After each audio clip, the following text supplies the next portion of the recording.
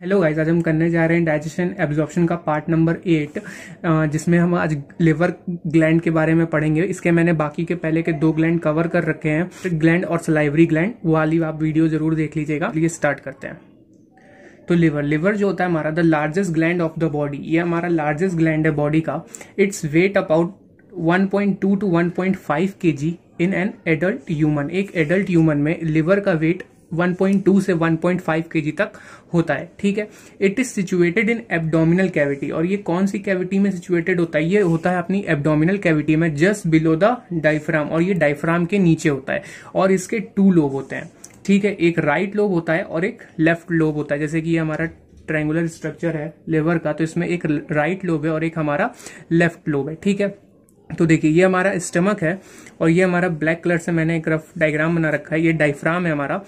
देखिए इसके ठीक नीचे क्या है, हमारा लिवर है और इसके 2 लोब्स होते हैं। ठीक है, देखिए the function unit of liver, जो हमारी फंक्शनल यूनिट होती है लिवर की, वो होती है हेपेटिक लोब्यूल। जैसे कि हमारे ब्रेन की फंक्शनल यूनिट होती है न्यूरॉन, हमारे किडनी की फंक्शनल यूनिट होती है नेफ्रॉन्स, वैसे ही लिवर की भी खुद की फंक्शनल यूनिट होती है, जिसको हम कहते हैं हेपेटिक लोब्यूल्स।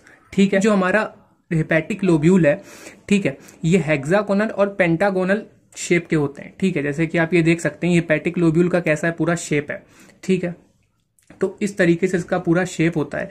तो अगर हम बात करें तो ये हमारा वेल लेवल डायग्राम है, तो इसमें हम बता देता आपको मैं फिर से बना करके। तो देखिए जैसे कि ये हमारा हेपेटिक लोब्यूल है, तो इसमें ये जो ग्रीन कलर से ऐसे ऐसे होते हैं का एक स्ट्रक्चर होता है, इसमें सेल प्रेजेंट होते हैं, इसको हम बोलते हैं hepatocyte.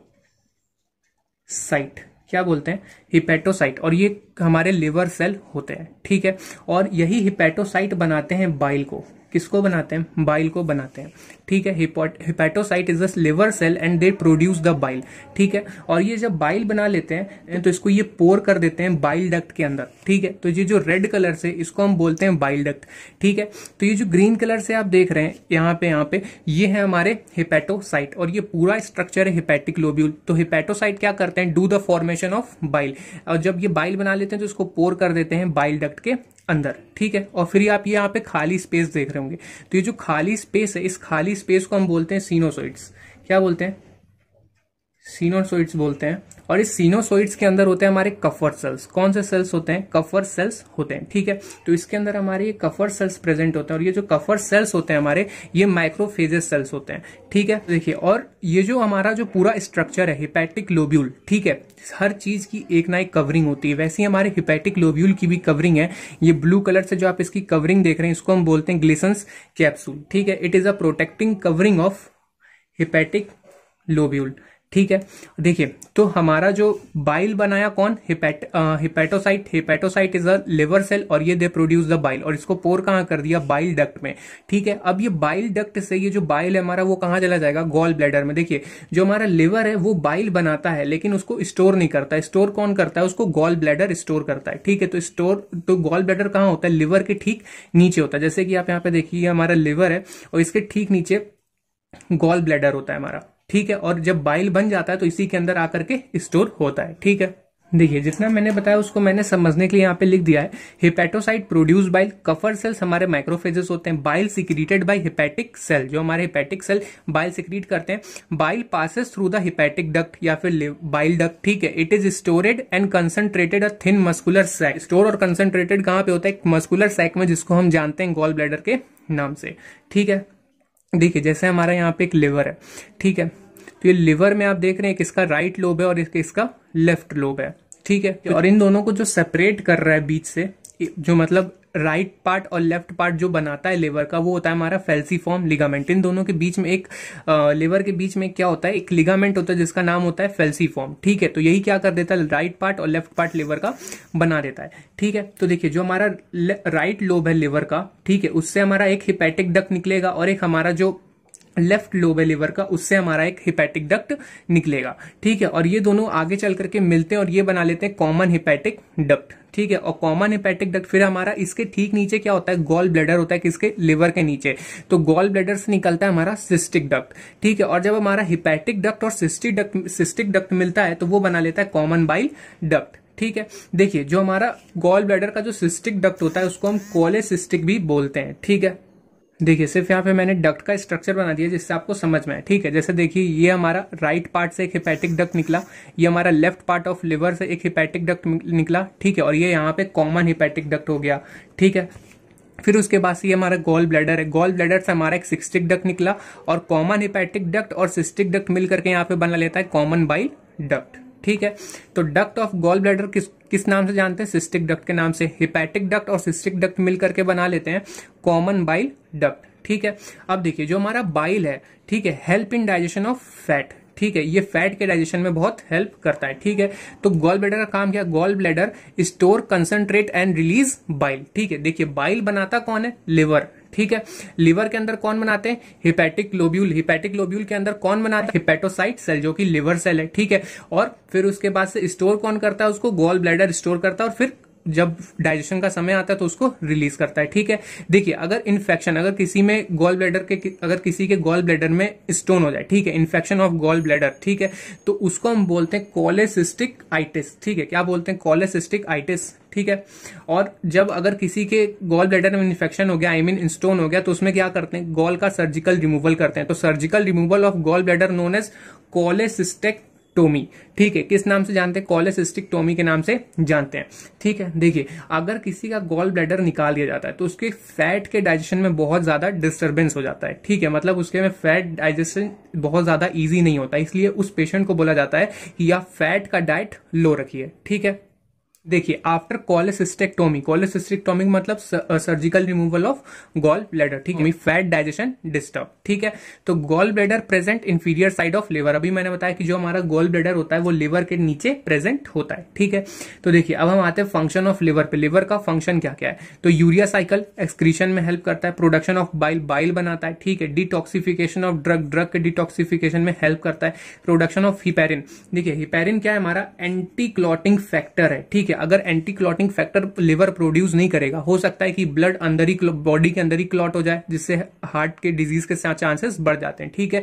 Production of clotting factor, और क्लॉटिंग फैक्टर को भी कौन रिलीज करता है? यही रिलीज करता है लिवर, ठीक है। Production and breakdown of haemoglobin, और प्रोडक्शन और ब्रेकडाउन कौन कराता है? हीमोग्लोबिन का दोनों ही लिवर कराता है, ठीक है। सिंथेसिस ऑफ विटामिन ए में भी हेल्प करता है, ठीक है। देखिए जो विटामिन ए होता है, विटामिन ए उसको खाते नहीं है, विटामिन ए बनाने वाले पिगमेंट्स को खाते हैं, ठीक है, जैसे कि बीटा कैरोटीनोइड्स, ठीक है। बीटा कैरोटीनोइड्स खाएंगे आप, उससे क्या बनेगा? विटामिन ए बनेगा, ठीक है। देखिए storage of fat soluble vitamin, vitamin B12 और मिनरल का क्या करता है? स्टोरेज करता है, ठीक है। देखिए जो हमारे फैट सोल्यूबल विटामिन होते हैं वो क्या होते हैं? स्टोर होते हैं बॉडी के अंदर, लेकिन जो हमारे वाटर सोल्यूबल विटामिन होते हैं वो बॉडी के अंदर स्टोर नहीं होते, ठीक है, एक्सेप्ट विटामिन B12। जैसे देखिए फैट सोल्यूबल विटामिन जो होता है हमारा एडेक, ADEK, ठीक है, ये क्या है? ये हमारे बॉडी के अंदर स्टोर हो जाता है, लेकिन water soluble vitamin not store in body. Exception क्या है? विटामिन B12 है, क्योंकि विटामिन B12 हमने प्रीवियस लेक्चर में पढ़ा था कि ये हेल्प करता है मैच्योरेशन ऑफ आरबीसी में, ठीक है। देखिए कोरिस साइकिल करवाता है, कोरिस साइकिल मतलब destroy lactic acid, cause cramps, erythropoiesis करवाता है, do blood formation in embryonic stage, angiotensinogen, ये हार्मोन होता है एक तरीके का, कंट्रोल करता है सोडियम मैकेनिज्म को, रीअब्जॉर्प्शन एक्सक्रीशन में इसको हम देखेंगे अच्छे से, ठीक। देखिए ग्लाइकोजेनेसिस, ये ग्लाइकोजेनेसिस, ग्लाइकोजिनोलाइसिस, लिपोलाइसिस, ये कुछ टर्म है, इसे आप देख लीजिए, ठीक है। देखिए ग्लाइकोजेनेसिस, ग्लाइकोजेनेसिस नाम से ही आपको पता चल रहा है, ग्लाइको मतलब ग्लाइकोजन, जेनेसिस, जेनेसिस का मतलब होता है फॉर्मेशन। तो ग्लाइकोजन का फॉर्मेशन होता है कैसे? ग्लूकोज से ग्लाइकोजन बनता है या फिर फैट बनता है, ठीक है।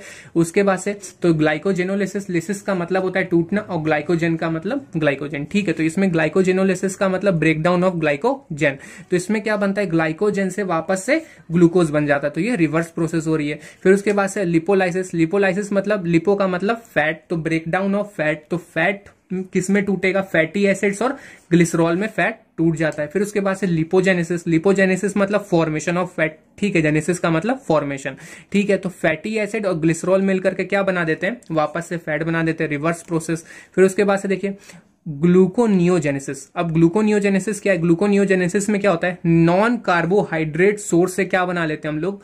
ग्लूकोज बना लेते हैं। और नॉन कार्बोहाइड्रेट सोर्स हमारे हैं कौन कौन से? फैटी एसिड्स और amino acids. So non carbohydrate source से जब हम ग्लूकोज बनाते हैं तो उसको हम बोलते हैं ग्लूकोनियोजेनेसिस, और नॉन कार्बोहाइड्रेट सोर्स है हमारे फैटी एसिड्स और अमीनो एसिड, ठीक है। अब देखिए ग्लूकोजेनेसिस, ग्लूकोजेनेसिस क्या होता है, हमारा कार्बोहाइड्रेट से जब हम ग्लूकोज को बनाते हैं, किससे बनाएंगे, जब हम कार्बोहाइड्रेट से ग्लूकोज बनाएंगे। कार्बोहाइड्रेट हमारे कौन कौन से, सुक्रोज, माल्टोज, ठीक है। तो इससे जब हम ग्लूकोज बनाते हैं तो उसको हम बोलते हैं ग्लूकोजेनेसिस। ग्लूकोजेनेसिस का मतलब जेनेसिस मतलब फॉर्मेशन और ग्लूको मतलब ग्लूकोज, ठीक है। अब देखिए हमारा जो बाइल होता है, बाइल है हमारा, बाइल ओनली डाइजेस्टिव जूस है और ये विदाउट एंजाइम होता है। अब हम बाइल देखते हैं, ठीक है। जो हमारा बाइल होता है वो ग्रीनिश येलो जूस होता है, ठीक है। कैसा होता है, ग्रीनिश येलो जूस होता है और इसमें कोई भी एंजाइम प्रेजेंट नहीं होता है, लेकिन तब भी ये हमारा डाइजेस्टिव जूस है, ठीक है। क्यों, क्योंकि ये हमारे फैट का क्या कराता है, डाइजेशन करवाता है, इस वजह से, ठीक है। तो देखिए बाइल, बाइल में क्या होते हैं, बाइल में हमारे बाइल पिगमेंट्स होते हैं और बाइल सॉल्ट होते हैं, लेकिन इसमें कोई भी एंजाइम नहीं होता है, ठीक है। Bile only digestive juice which do not carry enzyme, ये क्या नहीं कैरी करता, एंजाइम कैरी नहीं करता। तो हम पहले बाइल सॉल्ट देख लेते हैं हमारे। तो हमारे पास बाइल सॉल्ट कौन कौन से, सोडियम बाइकार्बोनेट, सोडियम टोरोकोकोलेट, ठीक है, सोडियम ग्लाइकोकोलेट, ठीक है। तो हमारे पास ये 3 बाइल सॉल्ट है, ठीक है। अब देखिए बाइल पिगमेंट देख लेते हैं, बाइल सॉल्ट और बाइल सॉल्ट देख लिया। बाइल पिगमेंट, तो बाइल पिगमेंट में हमारे 2 पिगमेंट है, एक बिलिरुबिन है और एक बिलीवर्डिन है, ठीक है। तो देखिए जो हमारा सोडियम बाइकार्बोनेट होता है, सोडियम बाइकार्बोनेट ये मेरा बाइल सॉल्ट है। तो सोडियम बाइकार्बोनेट क्या करता है, न्यूट्रलाइज एसिडिक काइम, ये क्या कर देता है, एसिडिक काइम को न्यूट्रलाइज कर देता है, ठीक है। और गैस्ट्रिक जूसेस को, ठीक है। देखिए एसिडिक काइम क्या होता है, प्रीवियस लेक्चर जब मैंने पढ़ाया था तो उसमें बनाया था काइम, काइल, ये सब मैंने बता रखा है, ठीक है। तो देखिए ये हमारा स्टमक है, स्टमक में हमारा क्या होता है, एसिडिक काइम होता है, ठीक है। Acidic chyme due to HCl, HCl की वजह से एसिडिक काइम हमारा बन जाता है, ठीक है। तो ये एसिडिक काइम अगर ये ड्यूडेनम में पास होगा, ठीक है, तो ये प्रॉब्लम कॉज कर सकता है। तो इसलिए यहां पे स्टमक में हमारा वर्क करता है सोडियम बाइकार्बोनेट और इसके ऊपर क्या करेगा, एसिडिक काइम के ऊपर वर्क करेगा और इसको न्यूट्रलाइज कर देगा, ठीक है। और न्यूट्रलाइज करके क्या बना देगा, एसिडिक काइल बना देगा, ठीक है। क्या बना देगा, एसिडिक काइम को एसिडिक काइल बना देगा और ये फिर ड्यूडेनम के अंदर आ जाता है। All enzyme work on it, it's slightly alkaline. देखिए जब प्रीवियस लेक्चर में मैंने बताया था हमारे स्टमक का एनवायरमेंट इतना ज्यादा एसिडिक होता है कि उसमें हमारे कुछ ऐसे एंजाइम होते हैं जो उसके ऊपर वर्क नहीं कर पाते हैं, सिर्फ पेप्सिनोजेन और प्रोरेनिन ही वहां पे वर्क एक्टिवेट होते हैं ज्यादातर, ठीक है, लेकिन अदर एंजाइम वर्क नहीं होते। लेकिन जैसे ही ये इसका एनवायरमेंट, जैसे ही एसिडिक काइम से एसिडिक काइल में आता है तो अब एनवायरमेंट हमारा स्लाइटली अल्कलाइन हो गया, तो अब यहाँ पे जितने भी एंजाइम हमारे सब इस फूड के ऊपर वर्क कर पाएंगे, ठीक है। तो देखिए जो हमारा सोडियम बाइकार्बोनेट होता है वो 2 जगह से मेनली आता है, कहां कहां से, एक लिवर से और पेनक्रियाज से। पेनक्रियाज से सबसे ज्यादा सोडियम बाइकार्बोनेट प्रोड्यूस होता है, ठीक है। फिर हम आते हैं सोडियम टोरोकोलेट और सोडियम ग्लाइकोकोलेट पे। देखिए ये जो 2 हमारे हैं, ये दोनों हमारे इमल्सिफिकेशन ऑफ फैट में हेल्प करते हैं। ये दोनों जो बाइल सॉल्ट है हमारे किसमें हेल्प करते हैं, इमल्सिफिकेशन ऑफ फैट में हेल्प करते हैं, ठीक है। अब आते हैं बिलिरुबिन और बिलीवर्डिन पे। तो जो हमारा बिलिरुबिन होता है ये हमारा येलो कलर का होता है और जो बिलीवर्डिन होता है ये हमारा ग्रीन कलर, ग्रीनिश कलर का होता है, ठीक है। इसी वजह से हमारे बाइल का जो कलर होता है वो ग्रीनिश येलो होता है, ठीक है।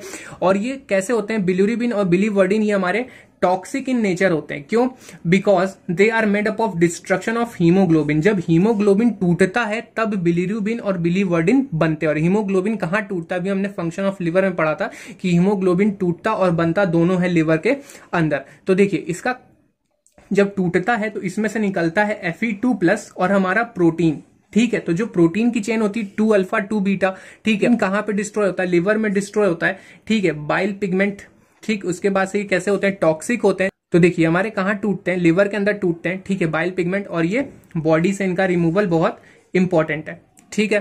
देखिए जो हमारा बिलिरुबिन होता है वो किस फॉर्म में रिमूव होता है, वो यूरोक्रोम के फॉर्म में रिमूव हो जाता है। और जो हमारा बिलीवर्डिन होता है स्ट्रिकोबिलिस, ये हमारे फीसस के साथ रिमूव हो जाता है, ठीक है। तो ये दोनों कैसे रिमूव होते हैं, बिलिरुबिन हमारा रिमूव हो जाता है यूरिन के साथ और बिलीवर्डिन हमारा रिमूव हो जाता है फीसस के साथ, ठीक है। तो if bile pigment start to accumulate more than their use, देखिए अगर हमारे बॉडी में बाइल पिगमेंट अपने यूज, उसके यूज से ज्यादा एक्यूमुलेट होना स्टार्ट हो जाए, ठीक है, तो ये क्या कॉज कर सकते हैं, ये कॉज कर सकते हैं जॉन्डिस, ठीक है, पीलिया जिसे कहते हैं हम लोग, ठीक है। तो और ये जो हमारा जॉन्डिस होता है it is a disorder of liver, ठीक है। देखिए हमारे बॉडी में कुछ अमाउंट तक, कुछ हद तक बाइल पिगमेंट प्रेजेंट होते हैं। Some amount of bile pigment stay inside our body. ठीक है, जैसे कि आप देखते होंगे कि जो हमारा प्लाज्मा ऑफ ब्लड है येलो होता है। क्यों? क्योंकि येलो इसलिए होता है क्योंकि बिलिरुबिन वहां पे क्या होता है, थोड़ा सा अमाउंट में प्रेजेंट होता है। ठीक है, तो ये तो इन्फॉर्मेशन थी हमारी लिवर को लेकर के। मैंने बाकी के भी आगे ग्लैंड अलग अलग वीडियो में कवर कर दूंगा जल्दी जल्दी। ठीक है, अगर आपके लिए वीडियो हेल्पफुल हो तो प्लीज इसको लाइक शेयर सब्सक्राइब जरूर करें। Thank you.